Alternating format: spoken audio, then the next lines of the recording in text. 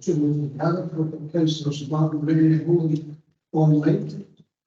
I don't know if you can hear us now, but we can hear you for the last 2 minutes. Thank you very much. Before we move on to the formal agenda, I need to run through the protocol with you.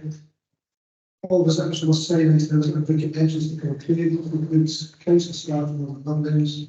There are no plans for evacuation job and land test for today for land activities during the visit against exit recently. Council officers will direct you to use fire exit for escort visitors to the involvement by a single phone. Beside the silver band to offer Parliament Walk, Kiltrade staff reports and floors, assembly points. You should remain at your assembly point until directed to the occupied building and will re-enter once the fire marshal is advised it's safe to do so.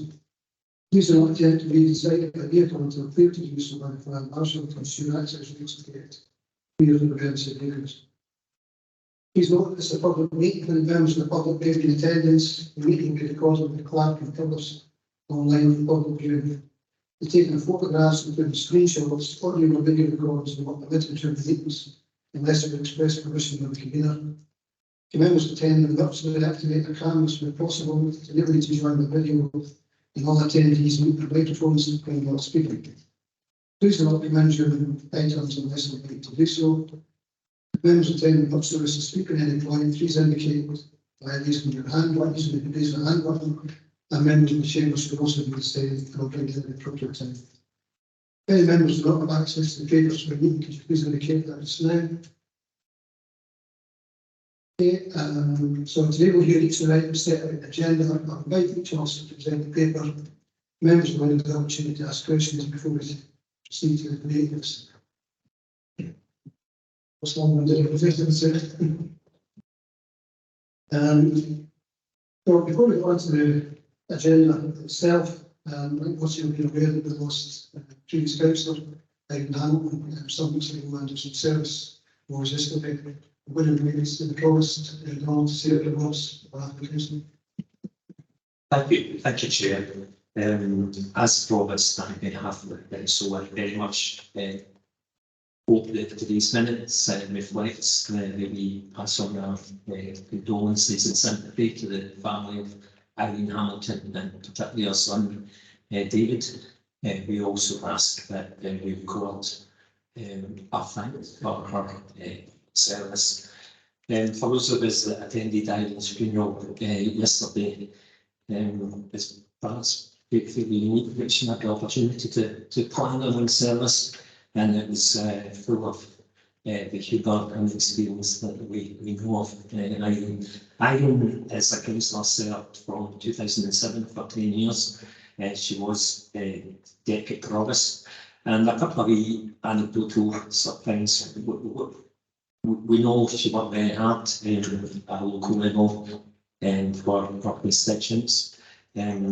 She wasn't particularly, it's fair to say, she wasn't particularly outspoken at council meetings. She was very ladylike.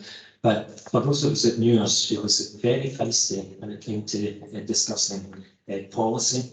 And she didn't take any prisoners, really, both in her sort of razor sharp wit as well as making a point when she worked very hard in the early days and it's trying to safeguarding the women's technology centre in Alloa. A couple of wee things. I know that Johnny Stewart, I met him yesterday, the Lord Lieutenant. He reminded me that when he first became Lord Lieutenant, he owns a significant amount of land within Clackmannanshire. It was Eileen and Tina took him up, doing the day job, took a wee tour around Clackmannanshire, highlighting all the issues that were going on and the work that the council was doing within Clackmannanshire. And it's these sort of small things that Eileen did that went sort of unnoticed. I think the thing that struck me about a funeral was really that she'd clearly been tackling and fighting cancer almost since her university days. And to me, that really reflected, and she always wanted to experience new things and always volunteer for all sorts of things, whether it was the Commonwealth Games or sales, or she's really passionate, like herself, in local history. and she always threw herself with enthusiasm into these different endeavours. And I think she never complained, even when she lost her arm, she never ever complained about cancer. She was always upbeat and positive, and I just like those aspects of Irene to be remembered, and we can maybe take this forward in our day job. So thank you for that. And then can you go up those specific aspects that I mentioned. Thank you. Thanks for that. I think most of us for that. The service is very important because I don't think it's captured Aileen as a person. I don't think obviously it's bad service for something. The comments mentioned largely it's just capturing the personality. We normally Martin's in the environment silence, but actually no Aileen at all. Obviously, that's a complete waste of that. Should be kind of one of the biggest issues. I think as far as we can be done with that minute.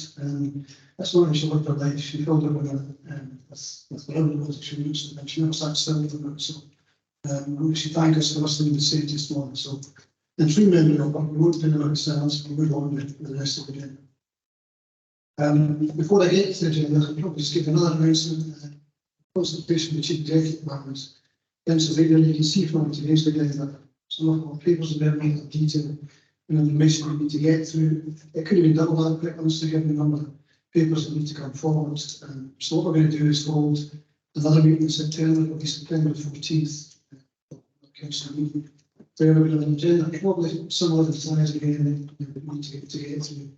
There's just no way we could have brought it to today's meeting and given everybody an opportunity to do the proper scrutiny and the question of the papers in front of us to try and turn into some meeting.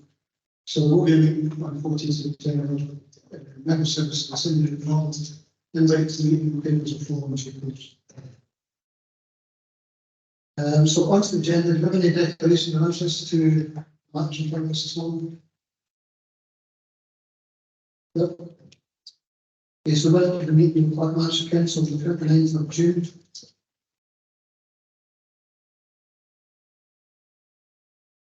Page 7, page 8, page 9, page 10, page 11.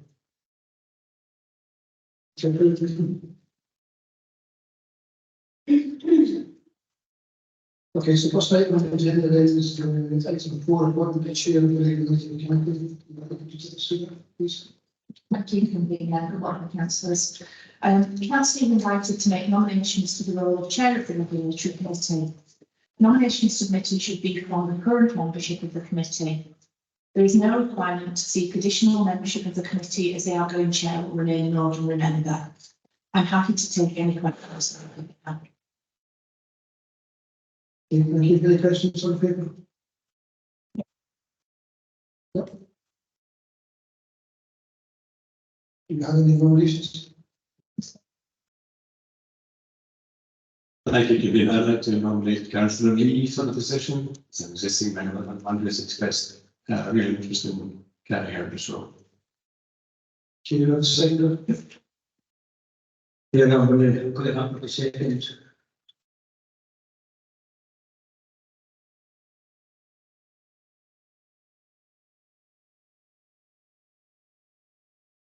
Yeah, quite happy with the second council lead in that position. Okay, I'll give them any other nominations.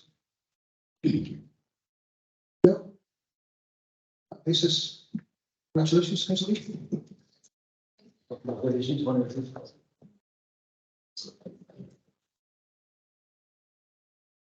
Okay, so item 5 is the Clackmannanshire and Stirling Health and Social Care Education Scheme consultation. Again, Vicky. Thank you again, Convener. So under the Public Bodies Joint Working Scotland Act 2014, constituent authorities have a legal duty to formally review the integration scheme 5 years from the date of its approval. This work had been deferred during the COVID-19 pandemic from October 2020 that is now being progressed. Each part of the body is currently in the process of facilitating consultation sessions to agree feedback in respect of the current integration scheme. The report before Council today summarises the feedback from those members who participated in Clackmannanshire consultation event, which was held on the 27th of June. At that meeting, it was proposed that a paper came to council summarising the feedback received for the whole council to agree, given that some members were unable to attend on that day given the proximity of the event to recess. Table 2 of the paper summarises the feedback received. The feedback was prompted using a standard presentation prepared by the Chief Officer of the Partnership and other officers. Where specific questions were posed, Council sought to provide a clear, explicit answer. Council is asked to agree the feedback and for the agreed feedback to be then submitted to the next stage of consultation. I'm happy to take any questions on the paper. Thanks, thank you. Any questions?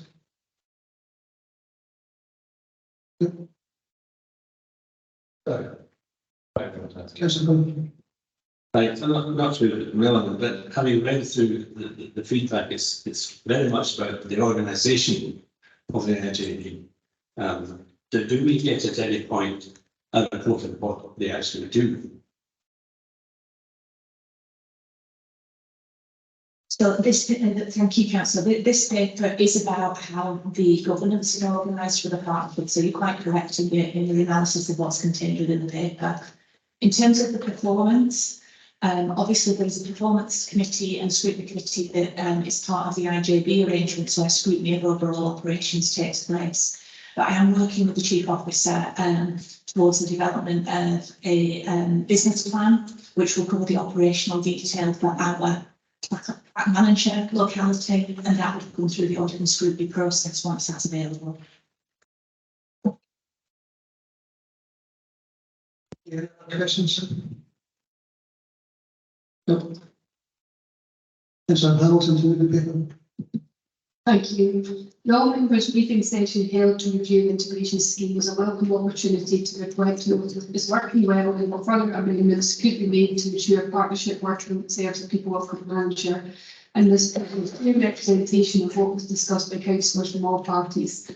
I think it would be unhealthy if after 8 years there were no suggestions of what could be done differently, and that there's no way to track the hard work carried out by all partnership bodies.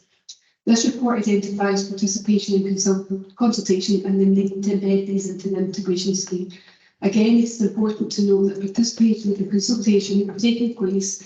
However, it would be clearer to have it set out in the integration scheme when this should take place to allow all members, and not only those who sit in the IJB as board members, to contribute. We are also in a unique position of having two councils delegating functions to one integrated joint board, and this too also brings challenges and duplication of work for the IJB, and I'm pleased to see it reflected in this paper that this needs to be streamlined. I'm happy to propose this paper, and in review we'll move on to the next stage. Thank you, Councillor Boston, second. Yeah, I'm happy to second the paper. As has been pointed out, the integration scheme was first approved 8 years ago, and the review was due in 2020, but it was postponed due to the vital response to the pandemic. And I'm pleased that it's now being instigated. All councillors were invited to a session chaired by the Chief Executive, which allowed us to provide our views on the current integration scheme, and they're laid out in table 2. I think it's clear that there's no surprises here, because I think they reflect the comments from current members, but also previous members from the last session. And these are particularly around about scrutiny and input and influence on decisions, which are effectively about providing services on behalf of Clackmannanshire Council, which are funded by Clackmannanshire Council. I think, as Wendy said there, we do have 3 board members from the council who sit on the IJB, but those are responsible to the board, and it's very different from independent scrutiny from this council, which I think is absolutely key in moving forward. So it was good to be able to have input into the session, and I look forward to the review moving forward. Thank you. Gives over for debate.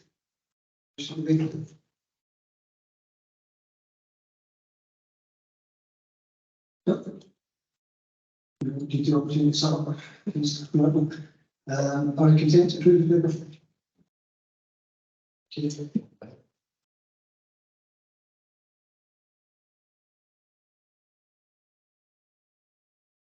Item 6 on the agenda is the draft annual accounts 22-23. Okay. Thank you. Good morning, Council. So this report sets out the key highlights from the draft annual accounts for the 22-23 financial year.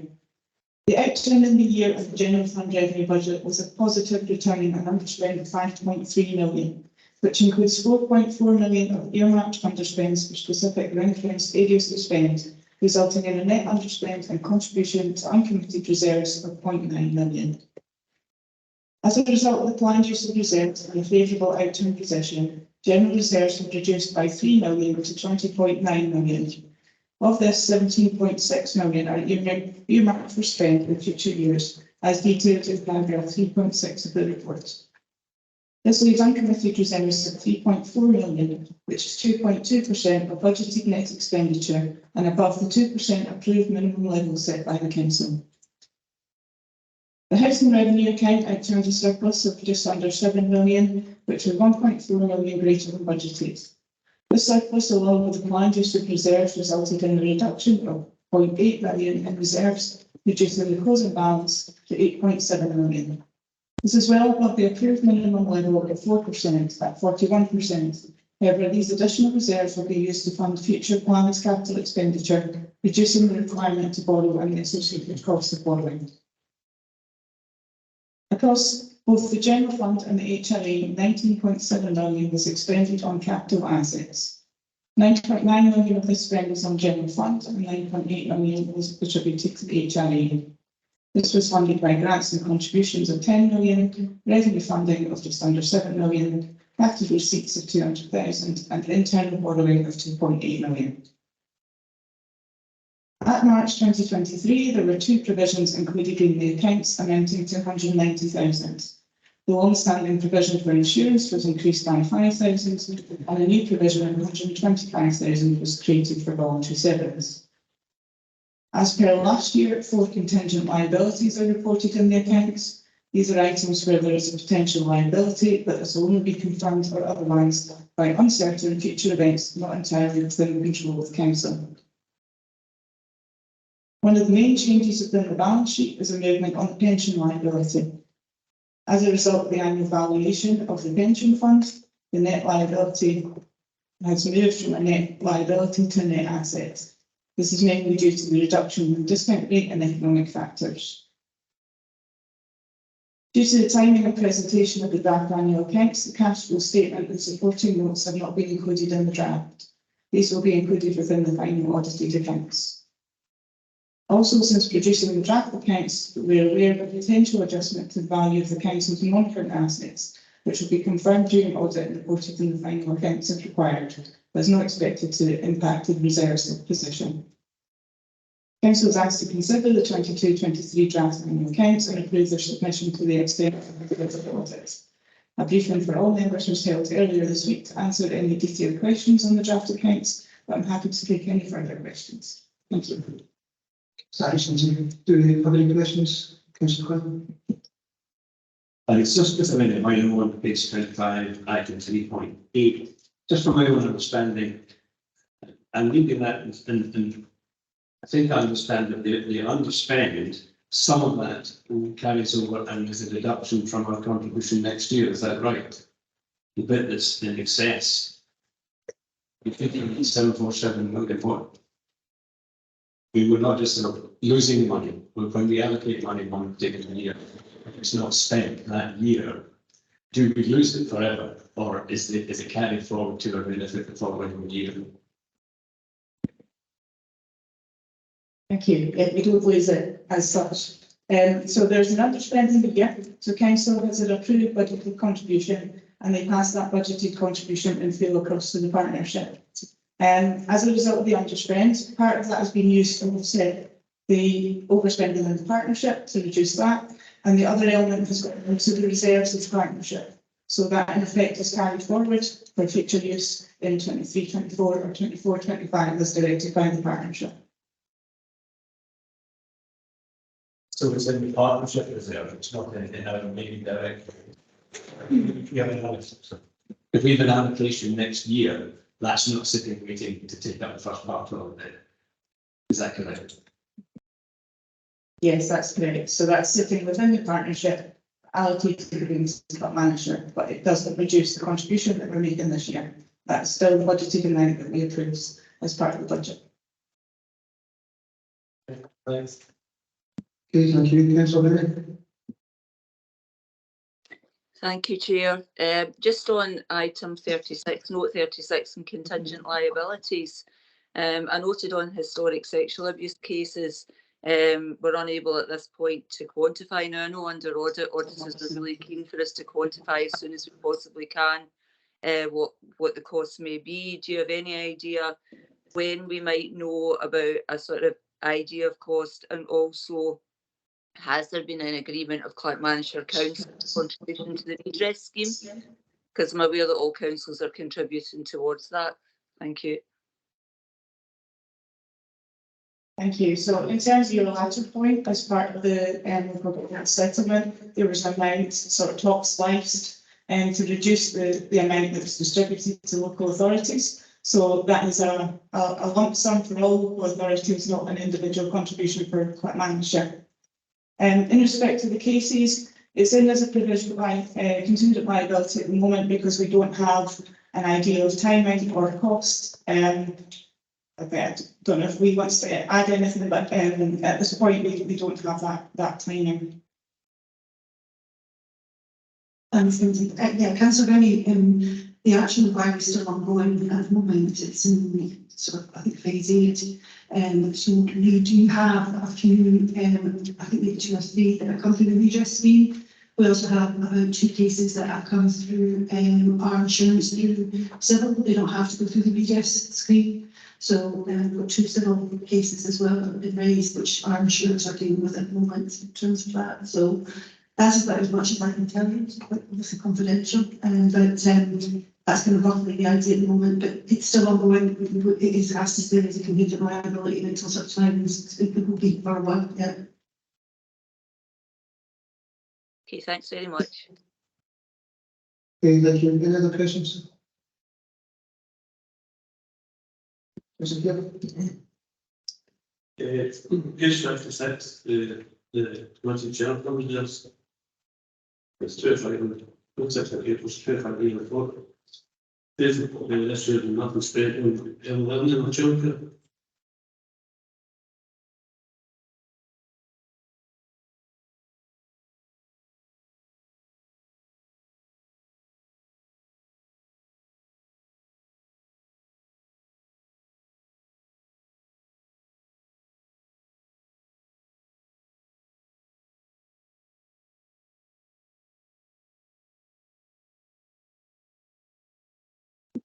Sorry, to get to the yes, so that is a list of the earmarked reserves. And there was 200,000 earmarked at the end of last year. That 200,000 has been spent during 22-23 and through, so there's an earmarked reserve for 23. Okay, thank you. Any other questions? That's it. Councillor Forsyth. Thanks, Convener. The paper before you today is the draft annual accounts, which demonstrate it's a positive outcome where, despite significant challenges faced, we have delivered services within budget. The work that goes into the annual accounts is quite significant, and I'd like to thank Lindsay and the team for all the effort that we put in for the paper that's before us today. The report, as we all know, is very, very lengthy, and I hope the briefing that was organised for all members last week has helped to provide clarity on a number of areas. Recovery from the pandemic and the cost of living crisis, coupled with Brexit, continue to place significant pressures on the council and have a direct impact on council services, priorities, expenditure and funding. I think it's fair to say that until both the UK and Scottish governments move to a multi-year settlement, there remains uncertainty around the funding position of the council, which makes it difficult for us to move to a longer-term financial planning scenario. Although it's hoped that the recent Butte House agreement between the Scottish Government and COSLA will see changes there.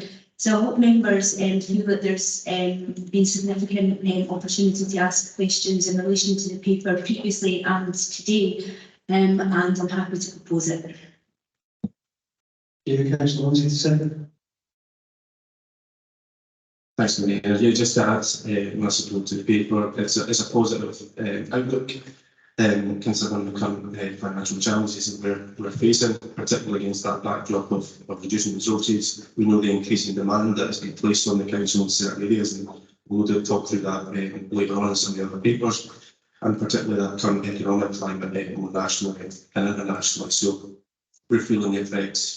And that's been displayed throughout this paper as well. But I think my thanks to all services in the council in terms of the work that they've done. We understand and we feel it as well in terms of the savings proposals that come forward each year. I think services have done a stellar job of really managing that process, managing to get the level of savings that we are getting every year and still delivering the quality services that we're seeing year on year. So my thanks not only to Lindsay and the team for producing the papers, but the wider council services for the way in which they continue to deliver services. I agree again with the council portion just in terms of the national picture. We do, and particularly council officers need more than we do. Those multi-year settlements, the year settlements are not conducive to good financial planning and planning of our services. So I certainly welcome that call for further multi-year settlements. I agree also, I think the briefing earlier this week was helpful, and I think more of these types of briefings in preparation for the council will hopefully help and get us through some of these agenda items as well, I'm sure. But thanks for the work that's gone into this paper. Okay, thank you. Paper's open for debate. Anyone wish to debate? Councillor Bossell. Thanks, Chair. Yeah, I've just like to add my thanks to Lindsay, Ellen and Elizabeth and their teams for pulling the draft out together. We had a substantial briefing in this. I think for me, the paper all highlights some of the external pressures that the council's been under, such as over 2 million spent in relation to COVID expenditure, and indeed £500,000 to tackle the Ukrainian refugee crisis. So at this time, that as well as the day-to-day run of the council is ably tackling some of the additional pressures that are put upon us. So thanks to staff for our efforts in this area. Thank you, Councillor Quinn. Just maybe to add my endorsement to the remarks about the paper itself. I think it's a tremendous document, huge amount of information in there, and it took some getting through, I have to tell you. But there's a lot of valuable information there for the future. So congratulations to the staff for that marvellous task. Thank you, Councillor. He said, but it beat me to it. Anybody else? Councillor Foster, do you want to sum up? No? Okay, so what we're asked to do is to consider the 22-23 draft annual accounts, to approve the submission of the draft annual account for audit to the council of external auditors by 31st of August, to note that the audit annual accounts will be presented to council following conclusion of the audit, and otherwise note the content of the report. You have to approve. Okay.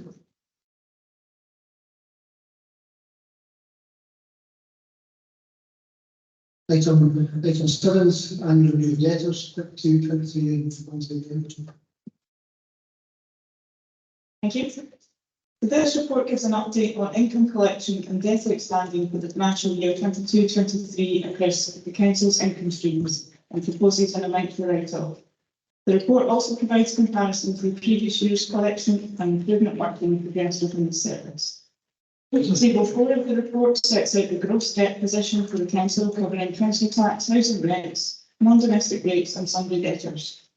This shows the total provision, which represents a prudent assumption on the amount of debt we are unlikely to collect. The balance of net debtor is therefore the assumed amount of recoverable debt. The gross debtor provision and net debtor detail for each of the income streams is set out in Appendix B.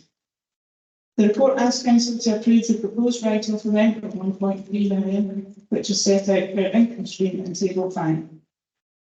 This amount relates to 3,673 accounts, a substantial increase from the previous year, and the reasons for write-off per income stream is detailed in Appendix C.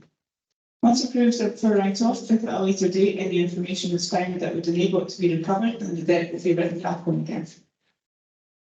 In addition to the proposed write-off, Council is also asked to approve the write-off of the balance of school meal income outstanding dating back to 2018, which amounts to £16,636. This is detailed in section 4.8, 4.9 of the report and Appendix D. Over the last few months, a targeted exercise has taken place to review the full caseload of outstanding debt in the Council. Recovery processes are being reviewed in conjunction with legal services to ensure that all avenues of recovery of outstanding debt can be pursued. Again, a briefing on their support was provided to all members earlier this week, but I'm happy to take any further questions. Thank you. Councillor, do you have any questions? Councillor Pye? Thank you. Lindsay, page 197, item 4.8 and 9, still your pay. It's just my thing. Do we record that write-off as a kind of social act? Because effectively it is, by not asking for payment, we're contributing, making social payment to parents. So do we just ignore that, if the PR benefit of that, and then it kind of we or add it to a fund that indicates what we did in terms of contributions of social nature? In terms of the mechanics, it's just shown as lost income. It's not reported anywhere else from a service point of view. Okay, that's just one. Page 205. Item 1.1. Rechargeable repairs. It's not huge, but it's £99,000. Would it not be sensible? A rechargeable repair, presumably, is a repair that has been caused by the tenant either accidentally or maliciously. Why would these not be charged up front before the repair is carried out, thereby removing entirely the risk of a write-off? I wonder if any of my colleagues would be able to answer that question.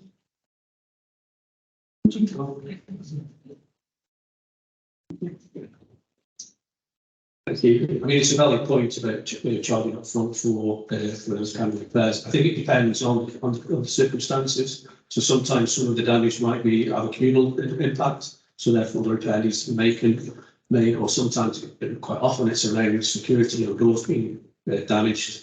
So there's an imperative to get the repair done there, but it is something that we focus on, is trying to recover those costs where we can. Okay. Last one on this page 209, item 1.9. Yeah, time lapse, the movement between 2021-2 and 22-3 is a jump from nothing to 2,000 in a number of accounts. Is this something to do with the way it's being reported? Why would there suddenly be a jump like that in 1 year?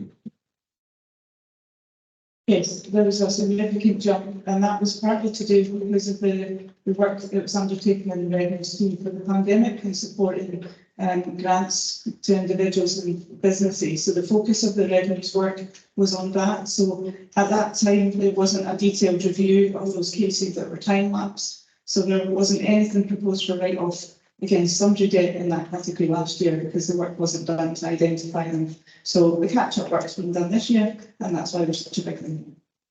Right. Okay, thank you, Councillor Rennie.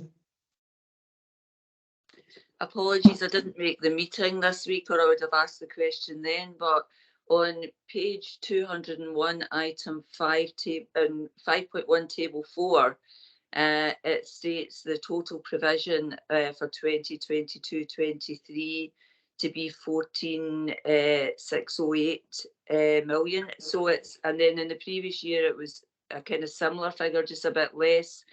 Now, I was wondering, does that mean that we think we won't recover that amount of council tax and or debt? And also, where does that appear on the face of the accounts? Because obviously just looking at the accounts, I didn't see that particular provision, and it might just be the way things are accounted for in local authorities. So just a wee explanation would be really helpful. Thank you. Thank you. Yeah, so there is a total provision of 14.6 million, and that's across council tax, summary debtors and HRA debts. So the majority of that is the council tax. So where we've identified that any debt that's greater than 3 years, we tend to assume that it's not going to be recovered. However, we still take action to recover that amount. So the 14.6 represents the amount that we're unlikely to collect, however, we're still taking action on it. So in terms of the accounts, I'll take sundry debtors for example. So 3.4 million is the amount on the balance sheet, but that is reduced by the provision for sundry debtors, which is set out in the table further down in the report. So you see the net position, so the sundry debtors is 3.4 minus the provision, so it's the amount that's likely to be repaid. Does that answer your question? That's really helpful. Thank you. Okay, thank you. Any other questions? Thanks, Andy.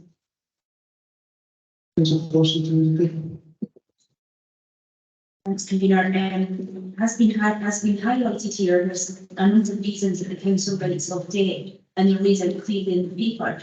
Many of these are out of the council's control, although some of these are, and the one that I'd like to highlight really is the school meal debt.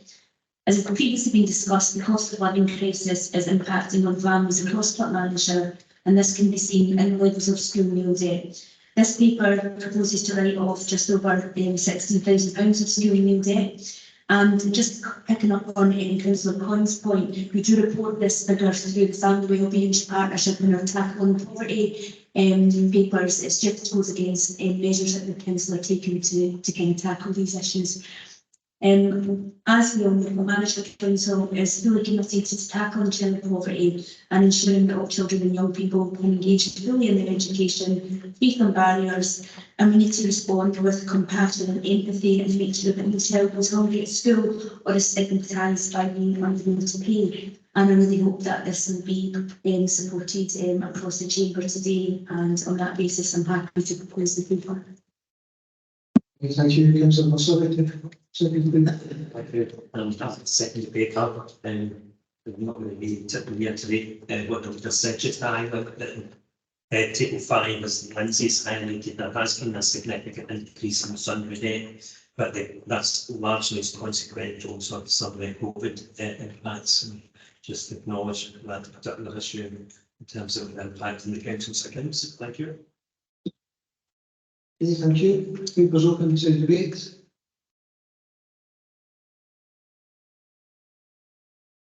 Okay,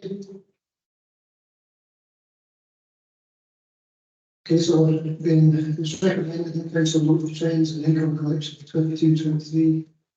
We've been asked to note the focused activity of sundry debt recovery and back level, certainly to note comment appropriate in other matters raised in the report. We've been asked to approve the write-off of £1,307,287, that's per paragraph 6.2, and approve the write-off of school meal debt held to the schools for £14,489.20, and with the sundry debtors of £3,147 as of paragraph 4. Happens to be big. Okay.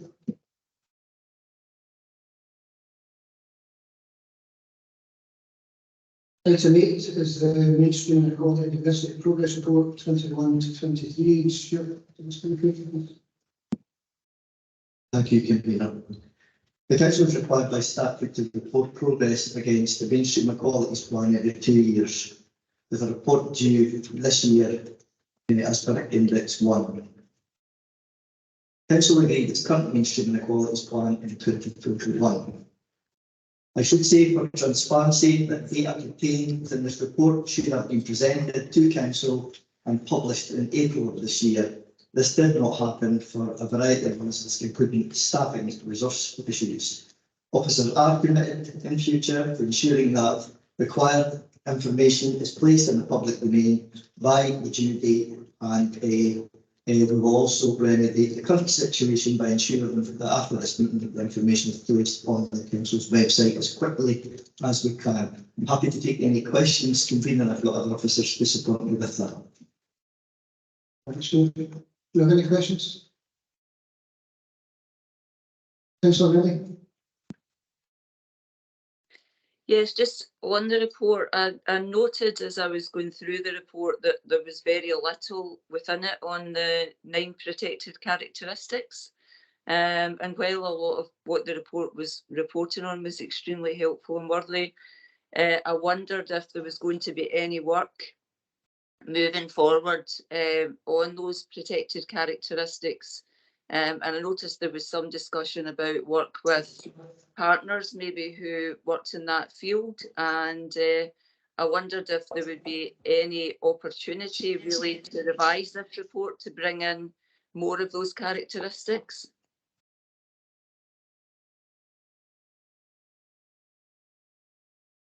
Okay, thanks, Councillor. So the report was approved by council and the outcomes were approved by council back in 2021. So in essence, the report is reports back progress against those outcomes. There is a lot of work done with partners in developing this work. I'll probably just refer to my colleague Shirley Jarvie, who I'm hoping is online. I can't quite see from here, but I'm sure she is. Yeah, but in terms of revising the plan, there is a requirement to revise the plan every 4 years. The next one is due in 2025, 2021, so 2025. So I think in the next 12 months we'll be starting that process, beginning to revise the plan. So yes, well, perhaps it's not specific against the 9 protected characteristics. It was a piece of work that was done and developed, and these are the kind of key areas that were alighted on as being the focus for mainstream inequalities. But Shirley, if I could pass over to you, because you were much more involved in that piece of work, and perhaps you could provide a fuller answer for Councillor Rennie. Yes, thank you, Stuart. Good morning, Councillor Rennie. So, yeah, Stuart's right. We set the outcomes for mainstreaming, equality and diversity in 2021. So we do those every 4 years. So in previous versions of our outcomes, there might have been some more detail. So there is an iterative development progression process, I suppose, that's in place in terms of what we focus on every 4 years. In terms of the process, the Equality and Human Rights Commission take quite a keen focus on what our outcomes are, really to show that progression and that sense of development across what we're trying to do and what we're focusing on as a council in relation to mainstreaming, equality and diversity. So they provide us feedback, they monitor what outcomes and the actions underneath those outcomes we set every 4 years. So this is the 2-year report relating to those outcomes and actions underneath that we've set. So we will be reviewing those and publishing a new set of outcomes by April 2025. So we would start that work next year to develop the next set of outcomes. What I will say is the 9 protected characteristics sit at the core of all of our mainstreaming, equality and diversity work. So as we are taking any strategic decisions on policy, on strategy, we should be considering each of those 9 protected characteristics. So whilst we might not have specific actions or outcomes relating to the 9 protected characteristics, the work that we're doing across the council is taking consideration of those, and that is done through the Equality and Fairer Scotland Impact Assessment process, where we should be reviewing data, and we are reviewing data and considering impact across all of those 9 protected characteristics, and also where protected characteristics overlap and intersectionality of protected characteristics, so where a person may have more than one or several protected characteristics. So whilst perhaps you're not seeing specific work relating to each of the protected characteristics, it does sit at the core of all of the work that we are doing, and our equality impact assessments that we're required to publish on the website. You will see that there's specific consideration about the impacts of the 9 protected characteristics and data and engagement that sits underneath any policy decision. Thanks very much. That's really helpful indeed. I mean, I had noted on the data that was at the end of the report that the number of employees who are disabled was 3.2%, and the number of employee data by ethnic group at white was 65%, and that kind of gave me concern. So I was wondering how much was really happening within the staff to increase that diversity. Yeah, so it's a really good point, and I think I might pass on to Chris in a minute to answer some of the specifics that we're doing around disability as a protected characteristic. But one of the challenges we have is, unless under very specific considerations, which I think relate to health and safety and certain roles, staff aren't required to disclose where they have a disability. So what we need to do is encourage as many of our staff as possible where they do have a disability or other protected characteristics to share that information with us. And I think what we have seen is a slight increase over time. So we report every 2 years, so we are seeing a slight incremental increase in the number of staff who are reporting that they have a disability, or the number of staff we're employing who have a disability and tell us. But it's not to say that we're not doing a lot of work around staff with a disability, but there is definitely an issue or an improvement required in terms of staff feeling confident enough to report on disability. But I see Chris has stood up, so I'll maybe pass over to him and he can share some of the work that we are doing around supporting staff with disabilities. Thanks very much. Yeah, thanks, Shane. So in terms of the work that we are doing in terms of disability, so as a council we have the guaranteed interview scheme, meaning that any applicant who meets the essential criteria will be guaranteed an interview. That's in addition to care experience as well as exposures. We are a disability confident employer. This scheme is a UK government initiative designed to encourage employers to recruit and retain disabled people and those with health conditions. We use that wage providers to make reasonable adjustments for staff who have a disability or underlying health condition. We encourage our staff to ensure that we update their special category information through self-service. A lot of people may not disclose, make sure he's covered that, and we're undergoing another exercise shortly to encourage staff to be reporting. Individual employees can utilise access to work. As a council, we've recently agreed our wellbeing strategy and action plan, our mental health policy and procedure. We've agreed dignity at our work policy and procedure, an equality, diversity and inclusion policy. It was approved in 2021. We have a raft of flexible working that staff can that support our staff. We have in place carer policies and procedure, and we're developing as an HR section a number of guidance notes for managers and a range of disabilities to raise awareness and understanding to further support our staff. During COVID-19, our health and safety staff undertook over 400 individual risk assessments and continue to support our services with those. And disability awareness is covered as part of our recruitment and selection training for managers. So there's a lot of work going on. There is more work we can do, and we are going to continue promoting that. Thanks very much. That's really helpful. Okay, thank you. Any other questions, Councillor Klein? Thank you, Convener. At the end of the paper, the second tables indicating people's options to choose a religion or whatever it is, other characteristic. I'm struck by the fact that the number of people who prefer not to say proportionately is very high, with the possible conclusion that it's distorting the value of the exercise. Because I'm looking at one year which it's 1,000 people out of 2,500 prefer not to say, which means that the results are kind of could be very far off the mark. Does that have any impact on decision making in any way? The fact that in a lot of areas people are not participating, and if it does, what can be done about that?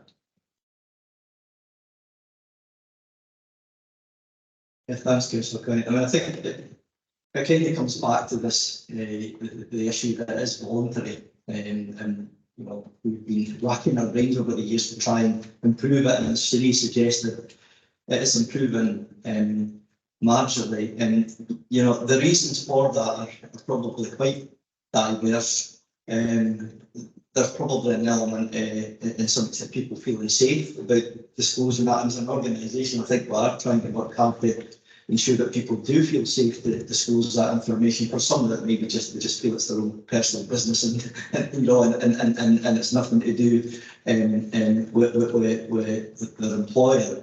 In terms of the element of does it distort? I mean, I don't have any evidence one way or t'other, but I think, you know, by the fact that the data is what we use for the decision making, I think it probably does distort to some extent. I think in many of them it's probably sitting in 30, the low to mid 30s where people are preferring not to say. So yeah, I think we've got to continue to work hard to ensure to encourage staff to disclose. It's disclosed in a confidential environment, and it's and so we need to just you know, reassure on that. And the better data that we've got, and the better decisions we're going to be making. But yeah, I mean, I said I don't have anything empirical on that, but I think it's inevitable that, you know, that basing decisions on the data is going to have an element of skew on that. Okay, any other questions? Okay, Stuart, I'm Sherry and Chris on good news. Chris, As convener, in 2021, the Council agreed 7 specific equality outcomes to focus on, and these were agreed based on our priorities and direction of travel at the time, but also with the agreed priorities of our outcome improvement plans. They're set out at 3.4 of the report, and Appendix 1 sets out the progress made in relation to these outcomes. I think we can agree that significant progress has been made in areas such as community wellbeing, economy, the community wealth building, and we're focused on tackling child poverty alongside partners, and we are striving very hard to close the attainment gap. Papers further on today's agenda on the Family Wellbeing Partnership, the Promise, and violence against women and girls demonstrate just how committed we are to delivering the equality agenda. However, there is and always will be more to do, and there will always be areas that we can do better in. For me, it's particularly disappointing to see a slight increase in the Council's gender pay gap since the last report. The average hourly pay for female employees continues to be lower than that of male employees, and that is despite over 75% of the Council's workforce being female. But I think there's a lot to do with the jobs that maybe women are employed in here. They tend to be employed in the kind of lower paid, at the lower paid end of the scale.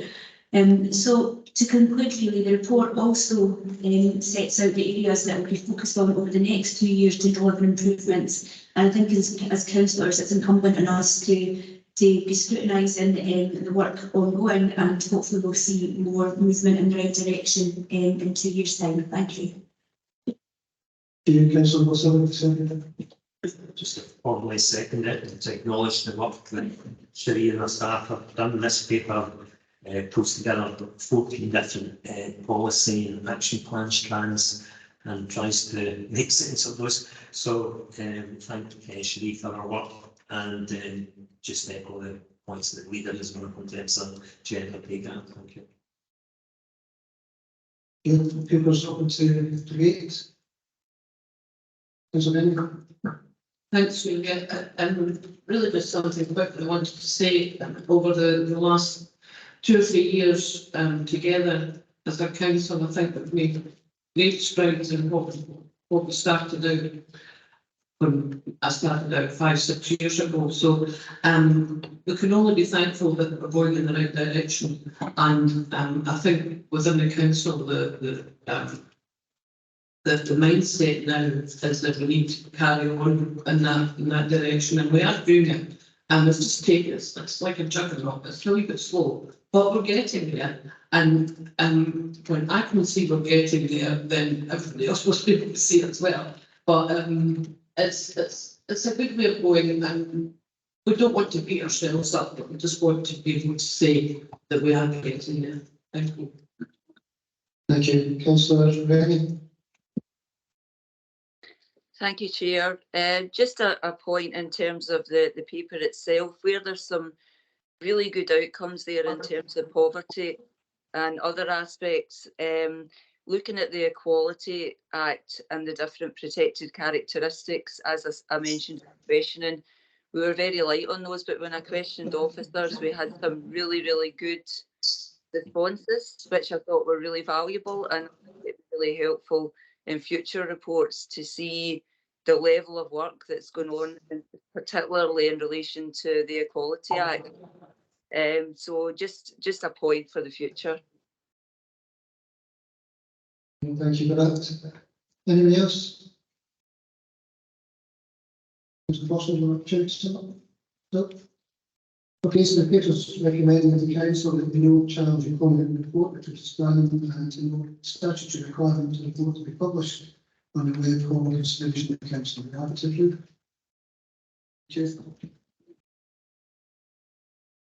Item 9, people director business plan. I think we'll take us through this one. These are papers which inevitably will some things over and against them. We just try to keep the questions in the debate when it comes to them. So the papers, I'm not going to different between some of those things, but if they get us managed, the papers have to come forward. Thanks. Thank you, Convener. Good morning, Council. Yes, I'm pleased to present this paper. This first paper is the business plan for the People Directorate for 23-24, and it's followed, as the Convener has said, by further 4 papers which do actually overlap in line with the People Business Plan. Appendix 3 within this paper sets out the planning framework that the People Directorate actually follow, and you can see in that Appendix 3 that there are a number of statutory plans that we're required to bring forward. But they absolutely align with this plan, which is the People Business Plan and the Local Outcome Improvement Plan. These plans are in the main statutory plans, and they have to be submitted, and we will present these separately after this one. The report from these plans will be submitted through scrutiny, and some of those are coming forward later on this month. So the business plan itself sets out the main people work streams across education, children's services, justice, health and wellbeing, and includes Strive, the Wellbeing Hub, and Fourth Valley and West Lothian Regional Improvement Collaborative. The key issues for the Directorate are summarised on page 255, within the context is set out in the Appendix 2. And I should point out that the figure in Appendix 2 for child poverty is actually, which is 28.3%, is taken from a survey. The actual published SG figure is 25.9%. So the Directorate continues to lead in a number of key transformation approaches, as mentioned, the Wellbeing Hub, Strive, and the Family Wellbeing Partnership, among others. We use a wide range of indicators, you can see that in the report, to monitor performance, not just the local government benchmarking framework, but some more granular data by SIND levels, so we also gathered and analysed. The actions set out in the plan indicate the breadth and depth of activity plans to improve outcomes for children and young people, individuals and their communities.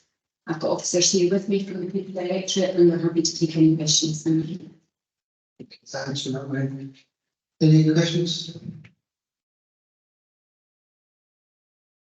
Councillor Martin.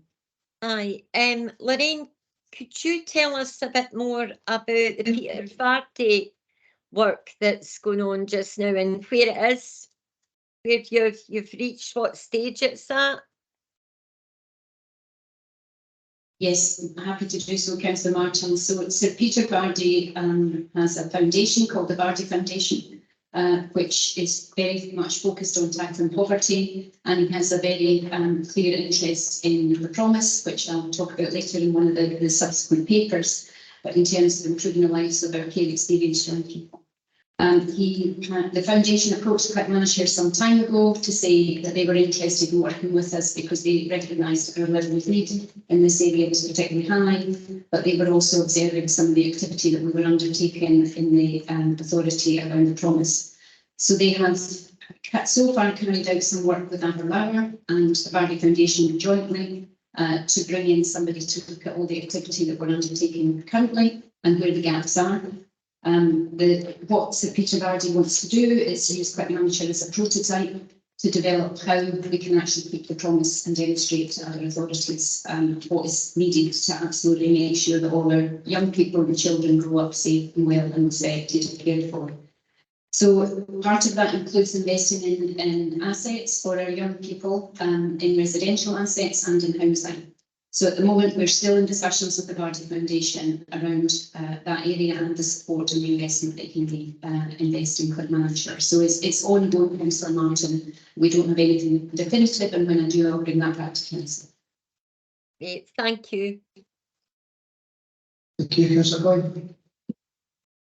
Thank you. First, a comment. The information at the back of the report, phenomenally interesting. It's huge amount of data there. I just want to pick up on one wee thing at page 287 about the ELCs. We seem to have a very high demand for ELC places in Clackmannanshire, and that makes me wonder if there is pressure in terms of being able to satisfy the need. And if there is, and some people have to be disappointed, is there any way that we can, or that we do in fact, apply a selection process based upon whether the family looking to place a child is in employment or not? We make those kind of decisions in those situations. Thank you, Councillor Coyne. Fortunately, we're in the position that we do have capacity across Clackmannanshire for Alderland, and actually we exceed the capacity at the moment in terms of the demand that comes forward. Good. Thank you, Councillor Lee. Thanks, Chair. I'm particularly wondering if there's a plan or partnership with you. I believe there will be with the place like it, because I'm aware that obviously the school estate, you spoke about the welfare part, these are all essential parts.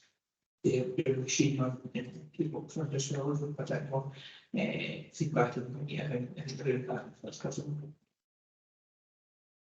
So yeah, strategic director replaces here, and I'm sure you would say the same as I will just now. We work very closely across the whole place and people increasingly so over the past few years. So we, although the strategic director replace is the sponsor for the learning estate, it heavily involves our team working with police colleagues and vice versa on the wellbeing hub. We lead on the wellbeing hub, but Pete's team are heavily involved in that development. We couldn't take any of those activities forward without doing that work jointly, with the expertise that exists within the police directorate in terms of providing the facilities, and then our expertise as to what should happen within those facilities, so those two things come together. So we jointly plan, and we have weekly meetings, all the boards and power that we have internally, and both of us working really closely together. Thank you. Thank you. Any other questions? Sorry. Last Councillor Hinton. Thanks, Stephen. So the People Directorate, accounting for around 2/3 of the council revenue budget, operates within a highly complex environment, and its key objectives are driven by a multitude of overlapping plans, legislation and policies as highlighted in the document and as outlined by Lorraine. The plan in front of us sets out a shared vision, values and priorities over the next 12 months. It has been developed considering the views and experiences of children, young people and their families. The overarching outcomes are that their families and children and young people have the best possible start in life, and their communities will be resilient and empowered so they can thrive and flourish. And that there is an emphasis on minimising the effects of childhood poverty and a commitment to raising and attainment for all children and young people. The principles of the director are underpinned by a number of areas, including tackling inequalities, supporting our care experienced young people, improving health and wellbeing, promoting children's rights and participation, violence against women and girls, and justice. The plan is guided and aligned with the future programme, community wealth building and wellbeing economy, and it sets out, and the plan sets out target aims, outcomes, priorities and activities for the year ahead. It focuses on collaboration and intelligence gathered from across the system. I think this is a particularly strong area. Partnership is something that is a thread that runs through this plan. I'm sure we'll touch on that on the forthcoming papers. There's a continuing focus on health and wellbeing of our staff, our families and communities. Moving forward, the service needs to work differently to deliver sustained and improved outcomes for our communities. connecting and collaborating with our public sector and third sector partners, business, and empowering our families and communities. This means adopting and embracing new ways of working, structuring and delivering services differently and in a more integrated and collaborative way. However, the service is set against a challenging local and national context that leads to significant pressure on services, and that includes reduced funding in a number of areas, continuing impact of COVID-19, increasing demand on our public services, particularly the number of care experience young children we have, the number of external placements we've had to rely on, and an increased number of complex ASMEs. We have issues around reduced availability of qualified staff, and we have the socio-economic pressures, including high levels of child poverty and abuse, and not least the cost of living crisis, which is further leading to an increase in inequalities. Just to sort of wrap up, the People Directorate has made significant contribution to the future programme, the transformation programme, and elements within the target operating model, and that includes the Family Wellbeing Partnership, which we'll go into later, the Wellbeing Hub Development, Strive, which we've referenced a number of times in Council, the Mental Health Transformation Programme, where there's been phenomenal work, the Promise, Digital Learning, also to name a few. Now, I could go on with the proposal, as Councillor Collins outlined, there's a huge amount of really valuable information and plans and actions within the document. However, just to finish by thanking Lorraine and the team for their relentless commitment to working directly and in partnership with our families to reduce inequalities and give them the tools and opportunities they need to succeed in their lives. I'll leave it there. Thanks. Thank you for that. Councillor Hamilton.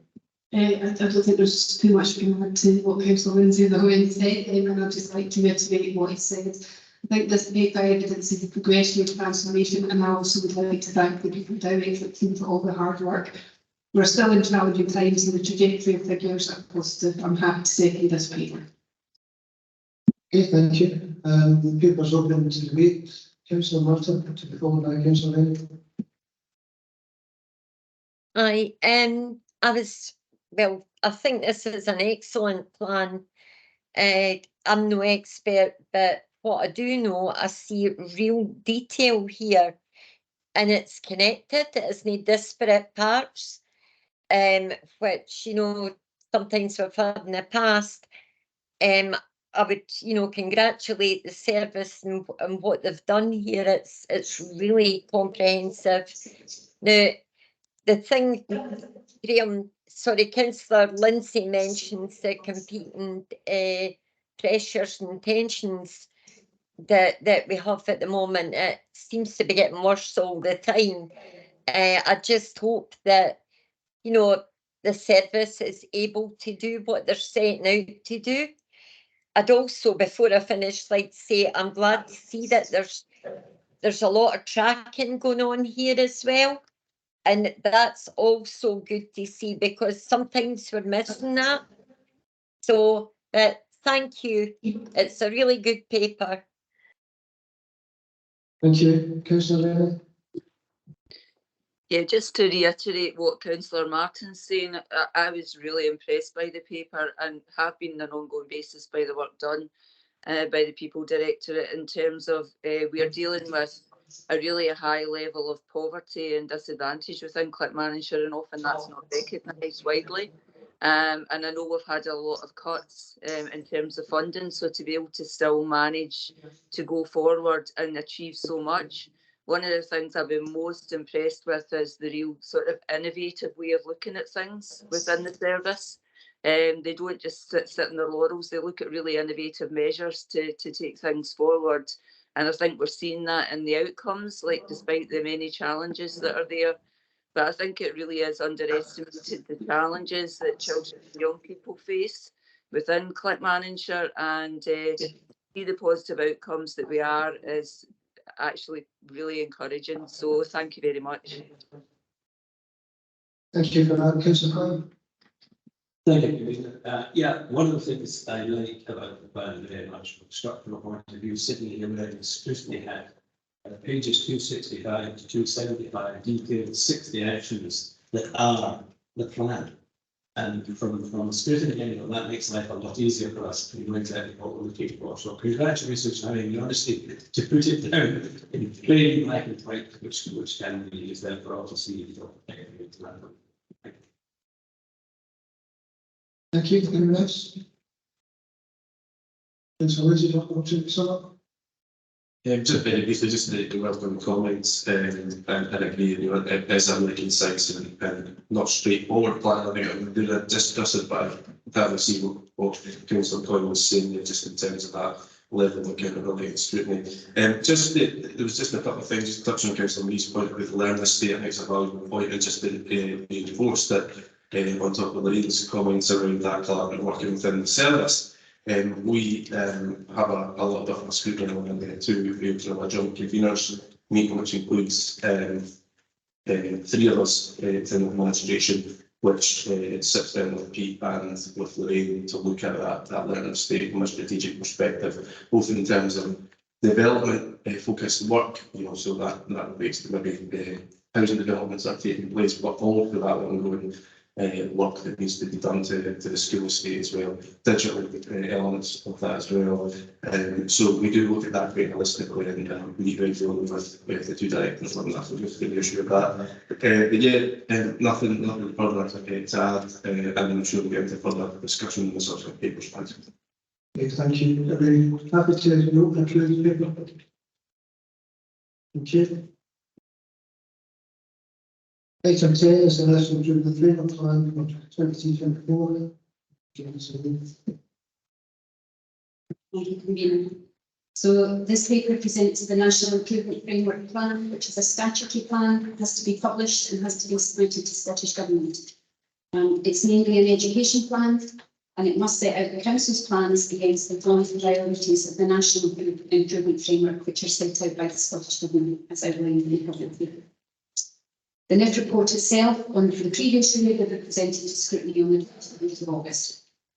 All of the actions in this plan have been included in the previous paper in the business plan. So just to point that out, they're not new actions, they're obviously actions that the people directly are taking forward. The Chief Education Officer is here, along with some of the team if there's any specific questions. Thank you. So, do you have any questions? No? Councillor Lindsay, Yeah, I'm simply saying, and straight back into this. So it's just I'd like to propose the paper. So National Improvement Framework sets a clear vision for based on delivering excellent equity across the 5 national priorities. So placing human rights and needs of the child and young person at the centre of education, improvement in children and young people's health and wellbeing, closing the attainment gap between the most deprived children and young people, improvement in skills and sustained positive school leaver destinations for young people, improvement in attainment, particularly in literacy and numeracy. To deliver this improvement, the education service has and will continue to focus on the 6 key drivers, and these are identified as the school and the ELC leadership, teacher and practitioner professionalism, parent care involvement and engagement, curriculum assessment, school and ELC improvement, and performance and formation. So the education service improvement plan continues to take account of the priorities set out in the Scottish Government's 2020 National Improvement Framework and Improvement Plan, Clackmannanshire People Business Plan, Clackmannanshire Children's Services Plan, and the Professional Outcome Improvement Plan. I'm pleased to see the continued development of the empowerment groups aimed at building capacity of our head teachers, centre teams, and to strengthen partnerships with the Regional Improvement Collaborative and Education Scotland. This priority is critical to have an authority of our size, and in fact, actually, our size could be an advantage for this particular approach. And it is within these groups that have developed the priorities and informed some of the strategic actions that are within this NIF plan. While I'm disappointed to see a reduction in the Attainment Challenge funding that has been impacted on the available funds that we have, I'm reassured that the interventions planned to support closing the poverty attainment related gap and ensuring equity and excellence have been reviewed, with those having the greatest impact being the main focus of the plan. Progress made with the main drivers of the education service between August and June. up to June 2023 are set out in the NIF 2022-23 report, highlighting what's been achieved and areas where further progress has been made, and this will be presented at August of scrutiny in August. And will hopefully, and will or should show, the service continuing to move in that upward trajectory. So I'll leave it there for that. Yes, thank you, Councillor Hamilton, second. Again, not much more to add, but just this paper is a clear demonstration of priorities and drivers to improve the experience and education of all our children in our Clackmannanshire, and I'm happy to second this paper. Okay, the paper's open to debate. And wish to debate. Oh, sorry, Councillor. I'll wait until your paper. Yeah, just again, a great paper, and there's only one thing I would say, we need to get the new ministry up, and that's been one main problem, but I'm hoping that that will also be sorted. The fact now is that, as I said before, everything's starting to come together, and once we start this ball rolling, it's going to get faster and faster, and hopefully we're going to get better outcomes for all the people who've got Clackmannanshire, and children, young people, old people, whatever. And we're going in the right direction. Again, that's all I can say. Thank you. Thank you. There are no others. Councillor happy to approve the plan. Okay. Item 11, promise plan to 2023-26. Thank you, Convener. This is the promise plan. The paper sets out the council's continued plans to keep the promise to our care experience community in Clackmannanshire. The plans are set out in the plan at Appendix 1, and there's progress against the plan so far, and from at page 332 in your papers. Council is also asked to approve the language of care policy at Appendix 2.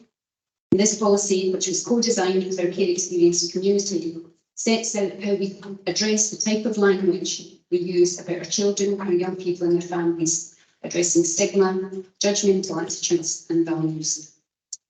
The promise plan itself, Appendix 1, is ambitious, and it sets out significant actions towards keeping the promise for our children, young people and their families.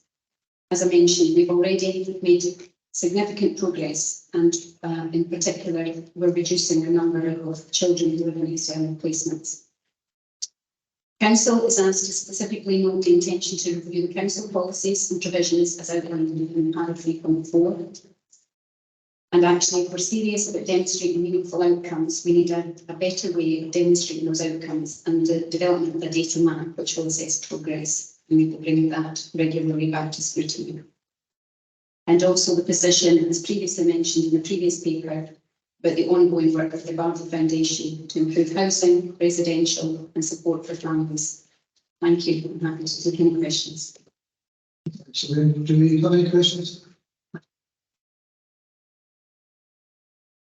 No, sorry, Councillor Bennett. Thanks for that. Just a quick question. The care experience, are we managing to now keep them into Clackmannanshire, and is there still some children have to be put outside of the area?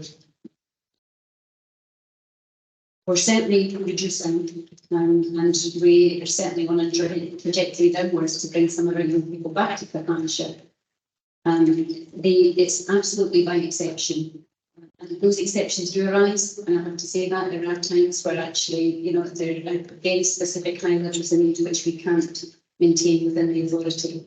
But they're few and far between now, and as soon as we can get those children back into the authority and get the appropriate packages round about them, we are.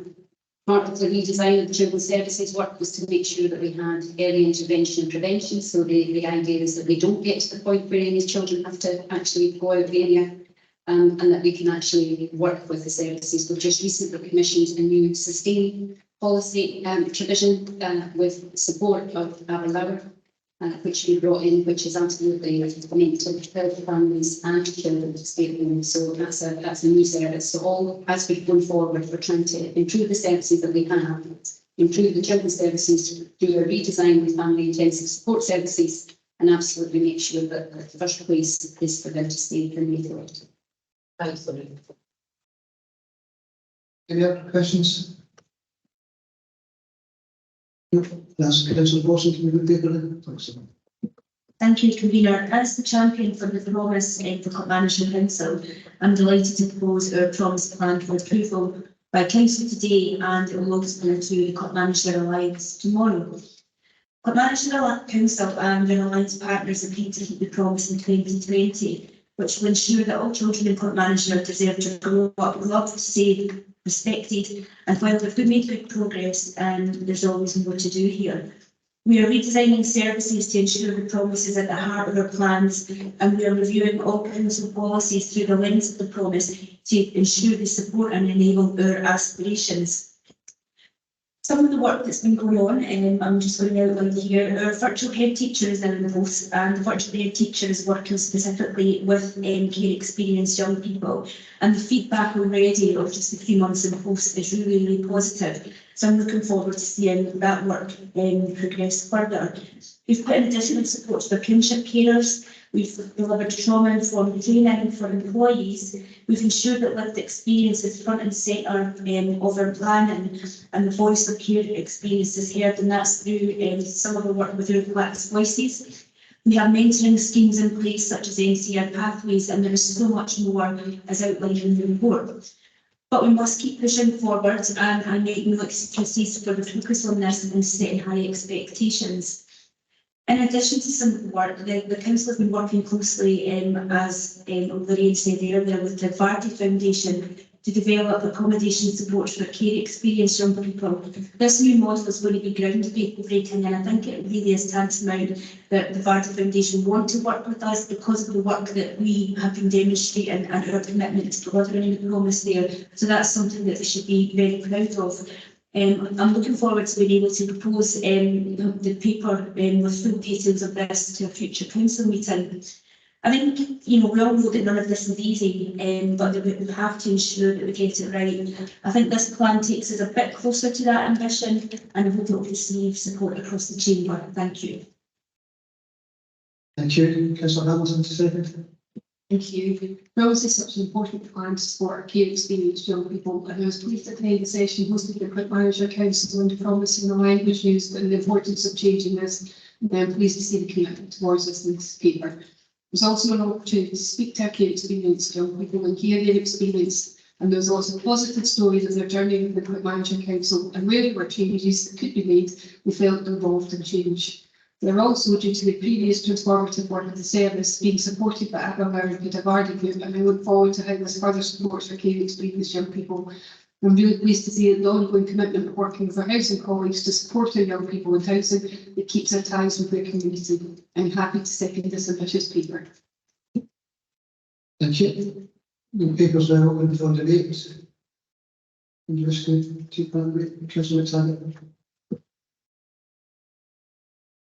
Thanks, Convener. Just want to congratulate the service actually on the massive amount of work that's been done. It's hard to believe that this was only first agreed in 2020, because of the level of work that's went on since then to reach this point where we are recognising that there are so many elements that need to come together to meet this promised commitment, and the service have went above and beyond, drawn in partnerships with the areas that we have needed thought about in 2020. Recognising that building the strong partnerships was how we were going to meet our commitment to this. Lorraine mentioned the word ambitious. It is way beyond ambitious, even up to this stage. And it can only be for the good of Clackmannanshire that we have such a dedicated team looking at how we can develop our young people and strengthen future generations in this county. I'm really proud of the work that's been done here. Thanks, Convener. Thank you. Councillor Marston? Aye, I would just say this is another really excellent report. Can you hear me okay? Sorry. There's there's such a lot in here, and in many ways, I see Clackmannanshire Council has been a trailblazer, especially regarding language and, well, recognition of the damage that this can cause if, throughout a child's life as they grow up, it can live with them all their life, Also the work on the scaffolding, around the sort of centre, the family wellbeing partnership, trying to strengthen, lives and placements and where they live. Sorry, I'm rambling on a bit here, but yeah, I just, there's a huge amount of work going on to actually lift this policy off the page, and absolutely the way that everybody should be going is seeing it through the eye of the filter of the promise should be there everywhere in everything that we do. So yeah, another good paper. Thank you. Thank you. Anybody else?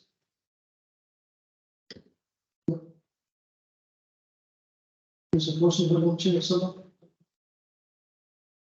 Okay, so the paper's asked us to note the review and specific council policies and provisions in the context of the Trumps plan, to note further work needed to develop a data map to assess the progress towards the promise, note the positive partnership work with the Value Foundation, and to approve the Clackmannanshire Promise Plan for 2023 to 2026, which is in Appendix 1, and approve Clackmannanshire Language and Care Language Rules in Appendix 3. Happy to approve. Thank you.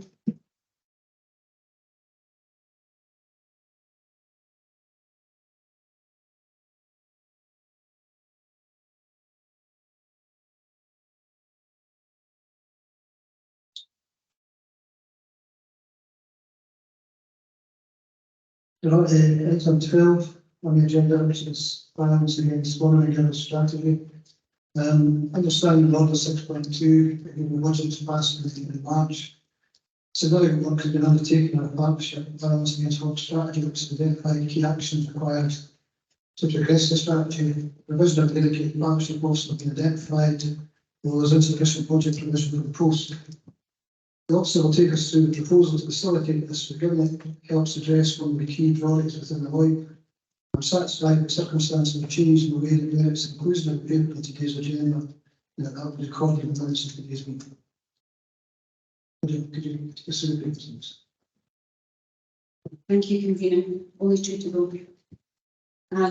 So this particular paper, as the convener mentioned, summarises the work of the Clackmannanshire Violence Against Women and Girls Partnership in jointly developing a strategy, which is contained in Appendix 1 of the paper for 23 to 26. A range of partners are involved in the partnership, including Women's Aid, Victory Support, Police Scotland, Resilience Learning Partnership, NHS Forth Valley, and more. The strategy sets out Clackmannshire's aims and priorities to deliver on the National Equally Safe Policy, which is the national strategy for preventing and eradicating violence against women and girls.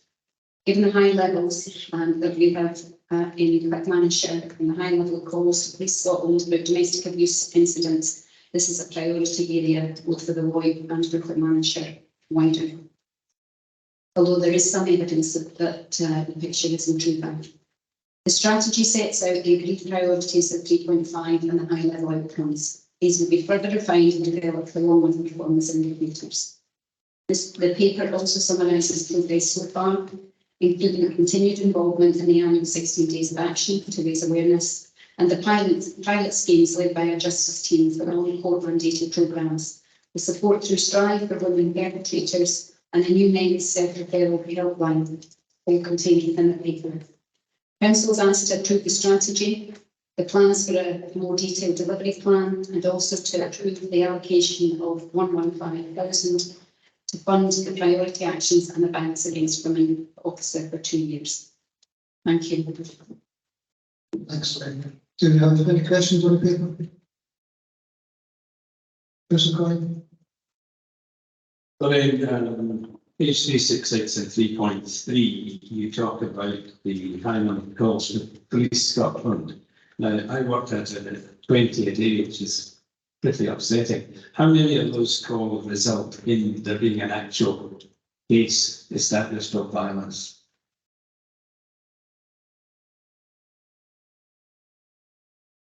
Oh, sorry. I'll bring in Scott MacDonald, who's our Senior Manager for Justice. Morning, everyone. Sorry, you asked the number of conversions from calls over to actual cases. I don't have any exact numbers, unfortunately, but what I would say is that what we know in terms of those who we work with within justice services, there is a significant trail of abuse and trauma caused up to the point of conviction. So they might be convicted of one offence, but however there might be 20, 30, 40 beforehand. So the numbers of transfer the numbers are significantly skewed, if that makes sense. Oh, sorry about that.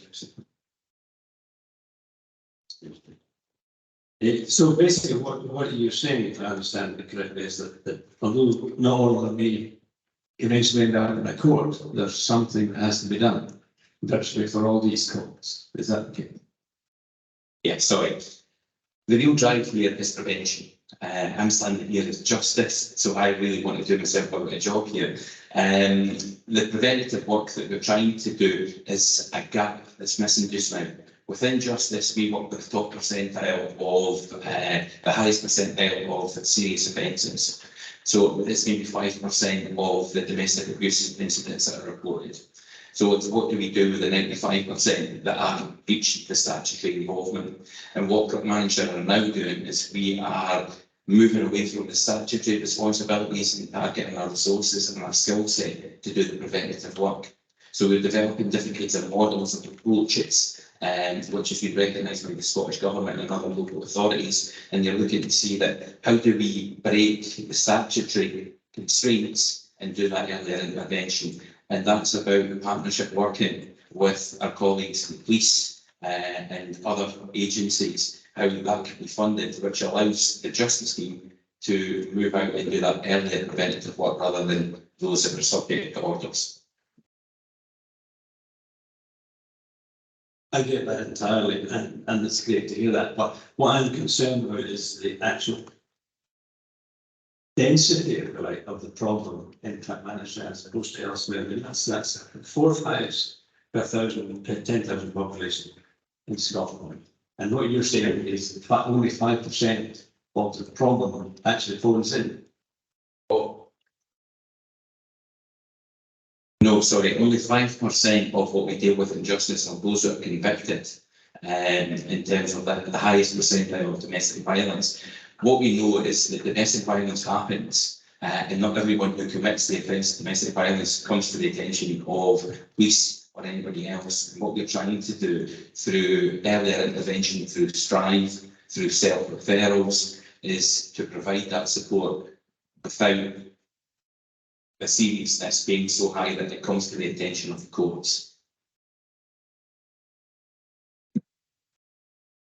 Can I just come back, I think, on the essence of your question, Councillor Coyne. So Chief Inspector Marsh sits on the violence against women partnership, and we debated this not too long ago in terms of the conversion rate from the calls over to how many actual cases are followed through to conviction. There is a big drop-off, but I think what Scott's trying to say is that the calls themselves indicate that there's a high level of issue there in terms of how many of those are taken through to prosecution, or actually that it does tail off quite significantly. We don't have the figures of how much it tails off, but that's part of the work that we want to do in the next phase of the plan, is to really get underneath the data and work with Police Scotland, because they have quite detailed data which we don't readily access at the moment. So that's the next phase of the plan. So there is a significant problem in Clackmannanshire, without a doubt, and I think the figures, the calls indicate there's a significant problem.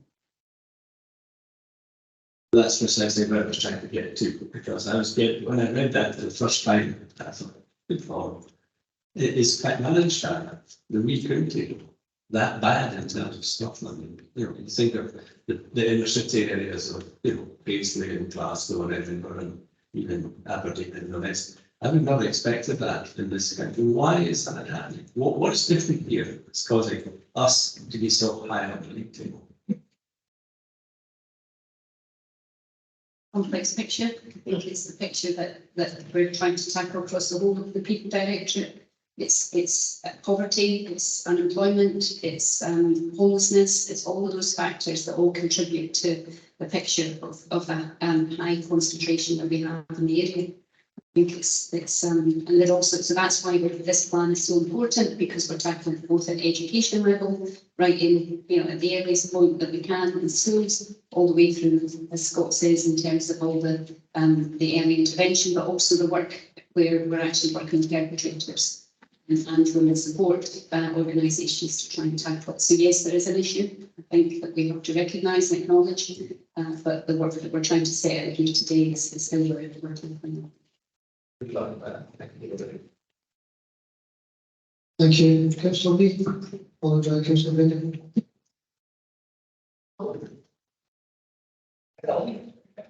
Thank you, so much. Next year. My question was more, so what individuals make support groups in Clackmannanshire, across Clackmannanshire? I'm aware of the sort of fly under the radar for these larger charities and partnerships. My question was like, we're looking in the paper at lived experience and formal approach to help us tackle some of the issues. Systematic. How are we placed for reaching out to those support groups, or giving them a safe space in which they can come out and positively contribute to this plan? Thank you. In terms of, again, it falls down to partnership working. We work very closely with Women's Aid, we work closely with other agencies with Rape Crisis, with SACRO, and we provide that support. Sorry, the question was just asking how we interact, how we. Yes, it's sort of flying under the radar, I feel like.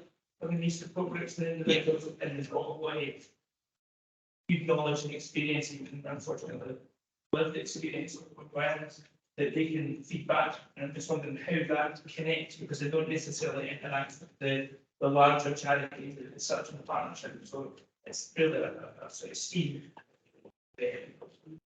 That's exactly what we're looking for in terms of a coordinator. We are looking for someone that transcends the services, transcends from over the housing, education, third sector, working with Resilience and Partnership, those who have experience, and really collating that information. There's a lot of really good pieces of work that's happening, but it's done in isolation almost throughout the council, and it's really just happening and who's doing what and bringing it in and signposting at the earliest stage of intervention who's best placed to provide that support, and also getting quick access to that support is imperative as well. And if we're doing that as a collective, then it's a lot more efficient and a lot more responsive. I think a suggestion for me, if we could collate those key signposting points on even on an A4 sheet that we can hand out when we come across those issues in the community, so that we can speed up the process. So tap into that. Thank you. Thank you, Councillor Bennett. Thanks, Chair. Just a quick one. Have we got educators or from justice going into academies and actually going into the nitty-gritty of what happens as they grow older and realising, what's happening about them?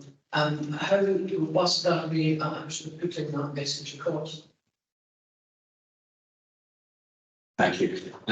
Yes, we are supported by Women's Aid. I'm conscious that there's colleagues here from education, but certainly from my perspective, we have Women's Aid that go in on a regular basis to the schools to provide education. We're working in partnership with Women's Aid to provide that same education in terms of approaches with youth justice.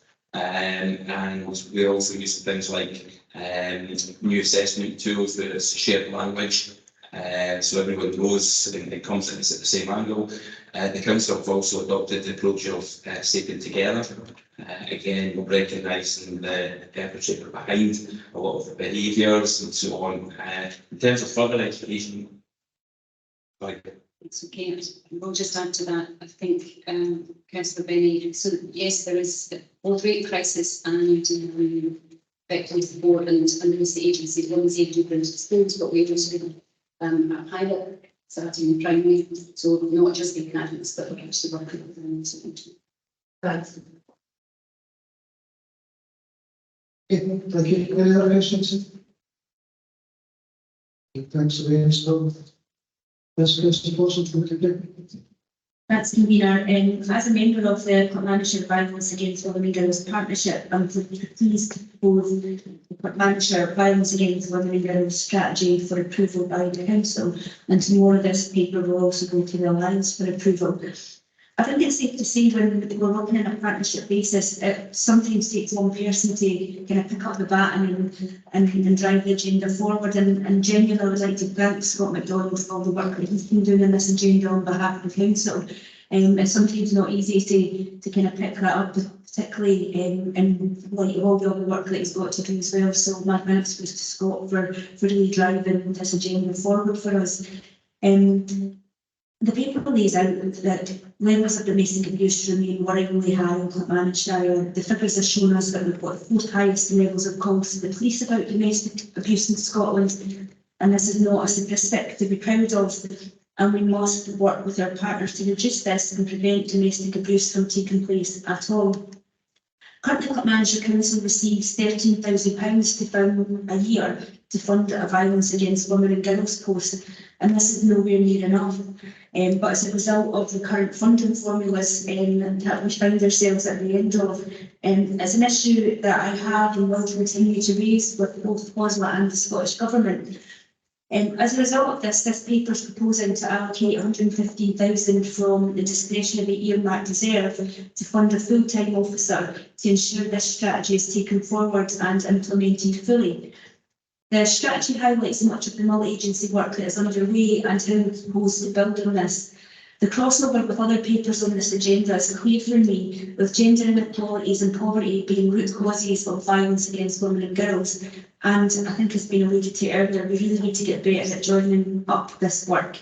I think it's safe to say, and I raised this at the partnership, an area that I feel that could be improved in the plan is really around specific targets and outcomes. How do we know if the work we're doing is making a difference if we're not measuring it?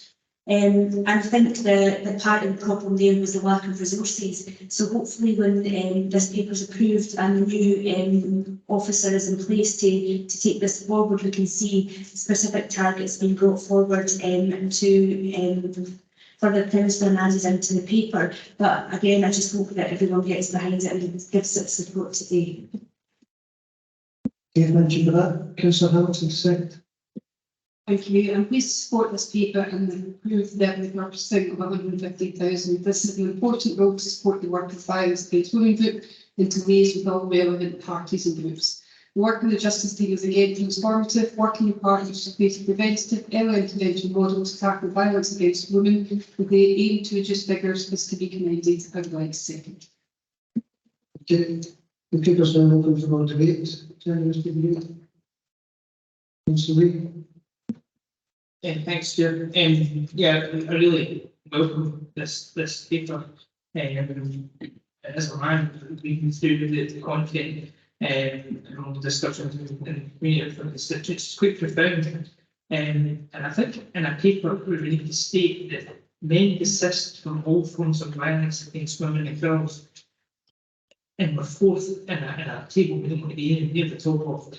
That's a stain on Clackmannanshire. And I think, you know, all the men in this room, in this building, in this county have a part to play. And really, you know, the stats don't lie. If you get out there and be making, you know, choosing our language carefully and really promoting this, so I'm happy to support this paper, but in this day and age, I don't know, I just prefer, it's preferred as a father of two daughters that this even exists. It scares me. So I'm hoping that we can link up with these groups, tap into the lived experience and really develop a real solid partnership that tackles this head on as it needs to be. Thank you for that. Councillor Rennie, to be followed by Councillor Coyne. Yeah, thank you, Chair. I was just so encouraged to see this paper. I remember asking the question about why we didn't have a strategy not that long ago, actually, and I'm really encouraged to see that we were in absence of a worker, but officers, and particularly Scott, took forward, and Lorraine took forward bringing this strategy together, which I think on reading it could be benchmarked very well against other local authorities in Scotland as really high quality and of a high standard. That is absolutely vital in the Clackmannanshire area, as Lorraine alluded to. We have a huge level of domestic abuse in the Clackmannanshire area, and that is largely due to a lot of the complex issues that we're dealing with in the wee county. And we can't underestimate the impact of that, because we're talking about statistics and figures. But as Councillor Lee referred to, we're talking about individuals. So we're talking about individuals whose lives are destroyed by this. And I think it's absolutely vital that we've got this partnership approach moving forward. And I was really encouraged to see so many partnership organisations around the table to discuss and take forward this issue. And I think a dedicated member of staff is going to make a massive difference to us being able to progress things. So I'm so pleased to see that. I'm very, very grateful to officers for taking this on board. And I think the right way. So thank you. Thank you, Councillor Coyne. Just because basically said that's what I wanted to say. However, I would also like to just congratulate the leader of our endeavours with cluster and start up, and let's hope we get something out of that. It's perfectly pleasant to enjoy, considering the size of the problem we're facing. I mean, it's just a nonsense. So I thoroughly support the suggestion of the leader of the second 150. Thank you, Councillor Hill. Yeah, thank you. Reading through the paper here, I mean, it's frightening, it's sickening. Just to be touched on everyone there about the level of the violence against women in a modern society. Why do we still tolerate it? This level of violence. The question that you say is I think it's not. I've got two daughters, I've got grandchildren, and I hate them to be growing up in this environment. I do know also the people deal with violence against men, although it's a very small percentage, it does nothing. And we mustn't forget that there is violence against men as well. Although the paper is really to talk about the violence against women. Councillor Fortune said everyone there that they figured of one in the high. I was some more, that's just frighteningly high. It really it's I don't know on more to say that this is an excellent report.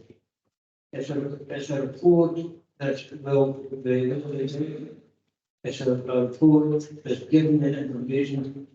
You know what? It's a report which wasn't here. Because if there wasn't at the level of violence against women and teenagers, young women, then we would need it. But we live in a very sick world at the moment. I've nothing more to say. I think it's an excellent report. But as I say, I just wish we didn't have to have this report today. Thank you. Thank you.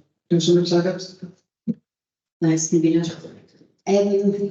While the figures are shocking, I actually worry that there's a greater number there that are unreported.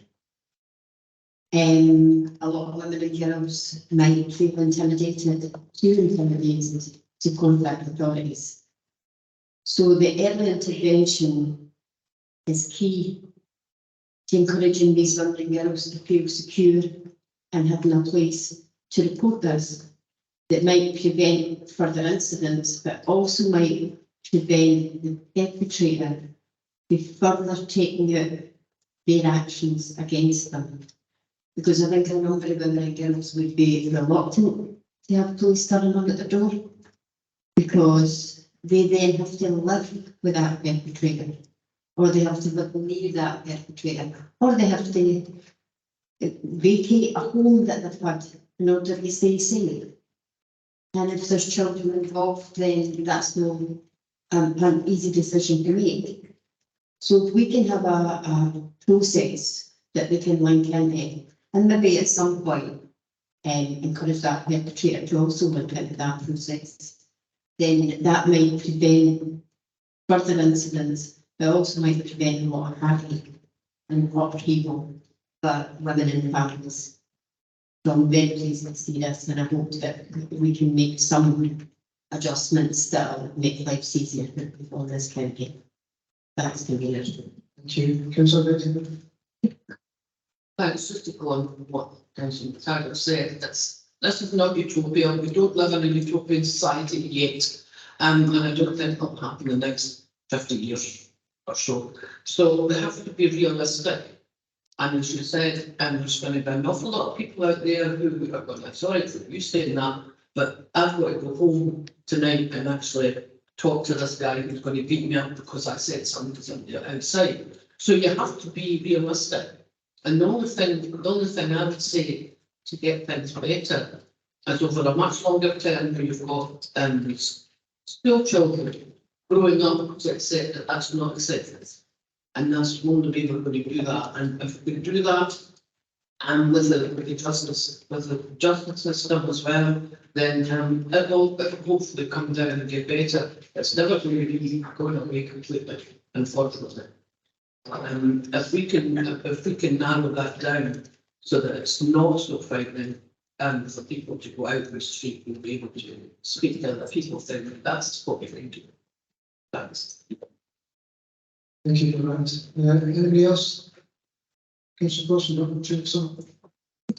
Yeah, I will take the opportunity to sum up on this one. I welcome the comments around the Chamber and the real commitment I think there is to tackling this issue. I would say that every year we hold a programme of events over the 16 days of action against violence against women and girls, and I'd encourage all members around the Chamber to get involved in that and really start to make it public that what your views are on this issue. And I think if we start to give a more united front on this, we can start to really push the agenda forward. I think just picking up on the points about funding, etc.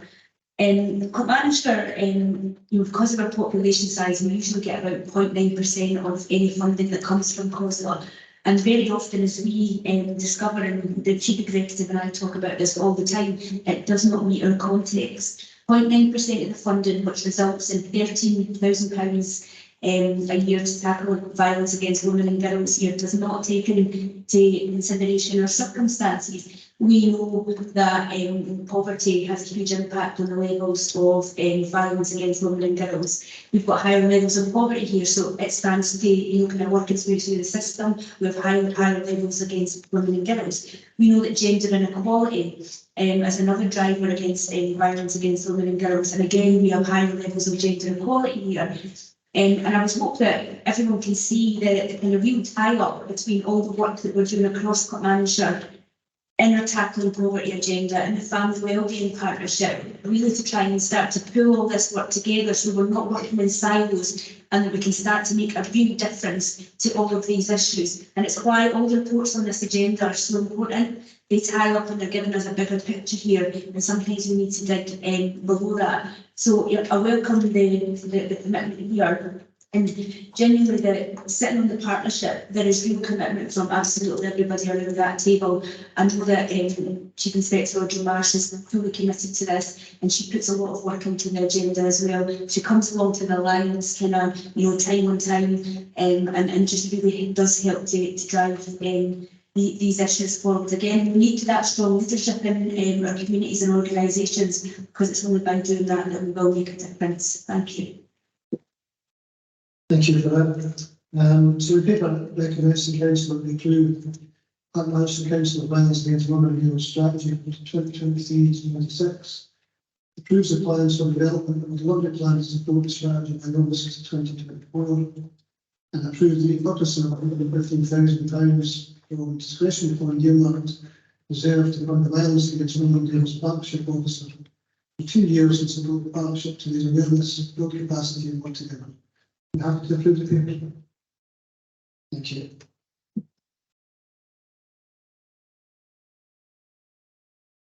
We're going to jump for 15 minutes actually to come back at 22 with the last additional opportunity with the Keith and tell you what's in. I don't have 5 minutes.